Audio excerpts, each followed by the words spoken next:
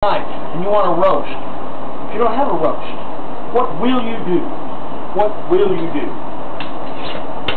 In a few minutes, I'm going to introduce our friend, Le Gourmet Roster, and we'll see what we can do. Just making stuff up out of the kitchen, being creative, and you can have a roasting when you don't have a roast. I'll get my friend.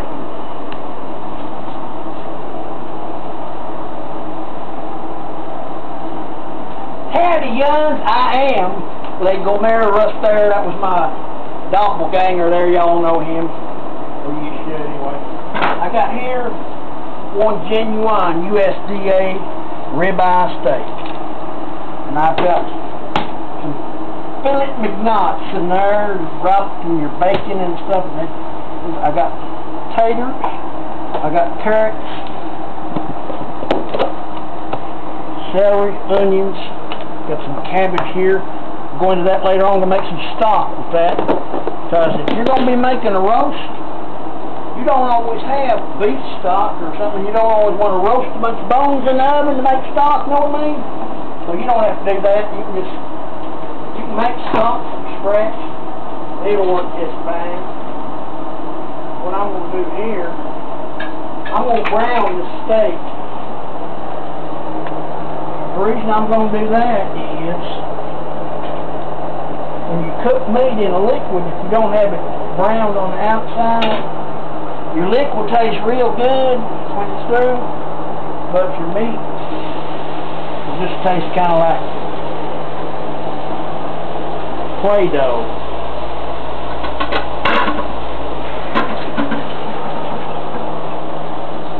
While that's a brown in there, I'm going to use some secret ingredients.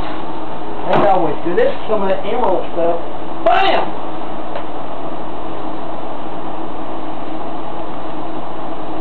You pat that down a little bit. It'll stick on there.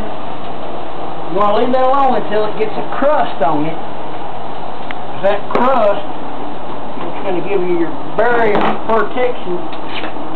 All your flavor won't leach out their meat while you're cooking it in the oven. Having a very sharp knife is important when you're doing this sort of stuff.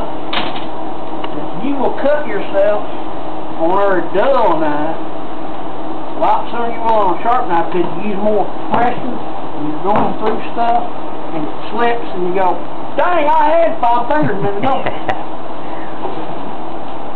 I'm going to go ahead and get this pan with this stuff ready to go. See, I got some taters and carrots. I'm just going to put them in there.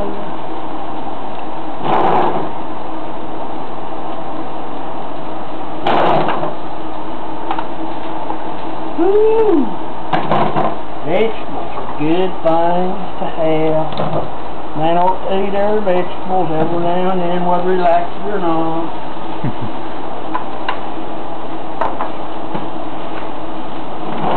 No, bologna is not a vegetable.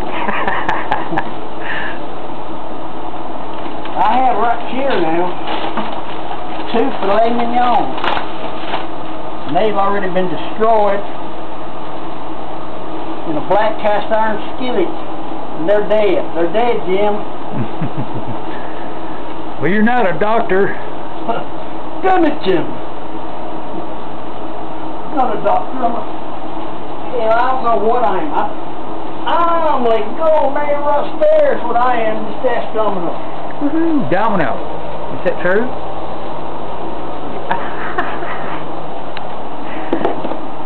He don't know. He's bird cat. Before I get too ambitious here, season up these here vegetables. Nothing is better on vegetables than Mrs. Dash. You can use it instead of salt if you're on a low sodium diet and you don't need a lot of salt in your diet. Nobody does. Be liberal with it. I know I said a dirty word, some of you Republicans, I said liberal. Deal with it. I got me some garlic powder because I was still too lazy to go to the grocery store and get garlic. I know. Shoot me. Bang. I got some of your Montreal snake sauce on there. Y'all familiar with the Montreal snake seasoning? Take the tea out and got it. Alright. Plastic spatula. Because you don't want to ruin your Teflon by sticking her metal in there. That's just stupid. Don't do it. Now, since I've seasoned that one side, I think I'll season the other side too. I think I'll use some of this Montreal on there. Just a little bit, and just a little bit more, a little bit more. Great. Don't be afraid of your spices. Don't try to snort them either, because you can't breathe the pepper too well. I'm here to tell you. I know whereof I speak. Now this right here, secret ingredient from Kiko, man. Not that I endorse any certain brand or anything. Like Trappist jalapeno peppers. This right here will help you make a rich, tasty stock on this roast. Even if you just put water in here. Scandalous. Man can't use every water for stock, can he?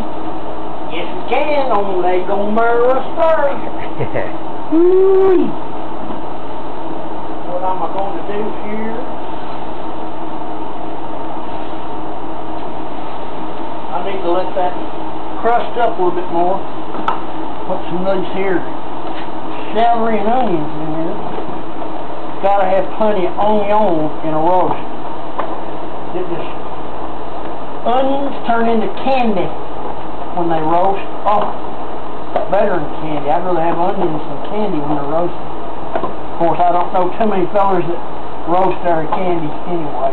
I'm sure there's some out there that does. Probably that serial killer, Tony the Tiger. Good coffee. Mercy runs on donkey.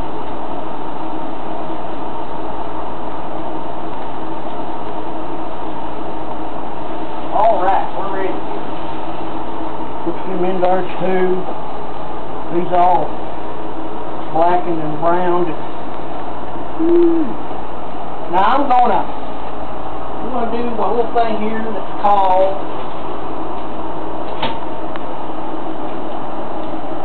there's a fancy cooking term called deglazing. Put some of this fancy gourmet wine in here.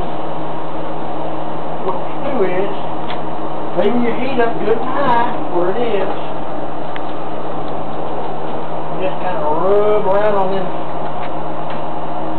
brown things that stick down your pan. And you just keep stirring on them. That smells good. It does. As you can see, all that yummy goodness has come up off that pan. This looks kind of like rust, but tastes good. Now that goes on your roast there. And that's helping to build that flavor we're talking about in that stock we're making.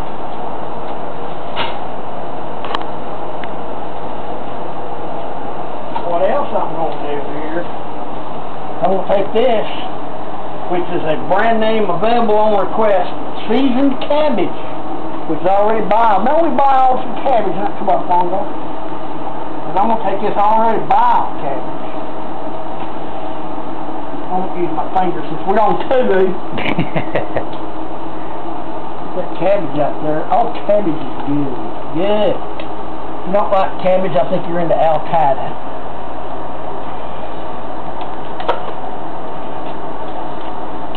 You know, speaking of Al-Qaeda, since they can't eat pork, I think what the military ought to do is develop BAM grenades!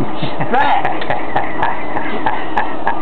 Can't get that grease on, they'd go straight to hell, and there wouldn't be a damn thing Muhammad could do about it. I can't really say that. Sounded funny. Any of my Muslim friends that I may have pissed off, deal with it.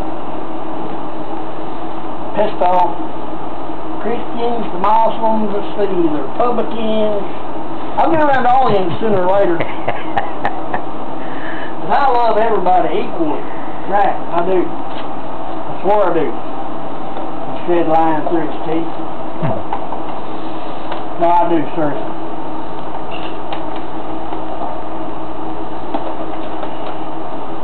Except tax collectors, bill collectors, serial killers, reverts. I don't plug them. Now then, we're going to set this here oven on 350 degrees. And we're going to heat that up. And as soon as that oven heats up, we're going to take this concoction, we're going to put some stock on it, and we're going to put it in that oven. So see you later. Bye.